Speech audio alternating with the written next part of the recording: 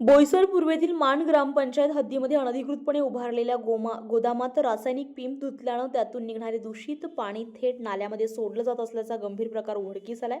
या प्रकरणी मान ग्रामपंचायतीने महाराष्ट्र प्रदूषण नियंत्रण मंडळाच्या उपप्रादेशिक अधिकारी वीरेंद्र सिंह यांच्याकडे लेखी तक्रार दाखल केली असून या बेकायदेशीर कृत्यामुळे भूगर्भजल, शेती तसेच नागरिकांच्या आरोग्यावर गंभीर परिणाम होण्याची भीती व्यक्त करण्यात येते।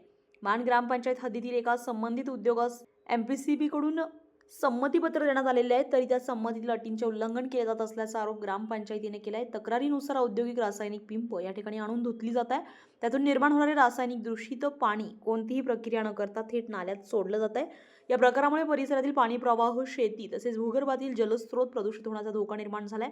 यासोबतच औद्योगिक वापरासाठी बिनशेती नसलेल्या जमिनीवर अनधिकृत गोदामे उभारून औद्योगिक रासायनिक घन कचऱ्याची बेकायदेशीर विल्हेवाट लावण्याचे प्रकार वाढत असल्याचंही निदर्शनास आलंय।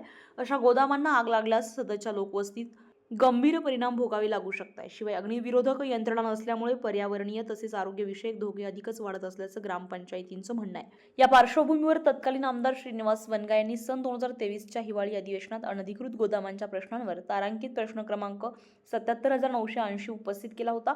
मात्र हा प्रश्न जिल्हा प्रशासनाकडून अद्याप प्रलंबित ठेवण्यात आल्याचा आरोपही या निमित्तानं पुढे आलाय। दरम्यान परिसरातील नागरिकांसह मान ग्रामपंचायतीने प्रदूषण नियंत्रण मंडळ आणि जिल्हा प्रशासनाने तात्काळ हस्तक्षेप करून दोषींवर कठोर कारवाई करावी तसेच पर्यावरण आणि नागरिकांच्या आरोग्याचे संरक्षण करावे अशी जोरदार मागणी केली आहे। ब्युरो रिपोर्ट, विकास समाचार न्यूज, बोईसर।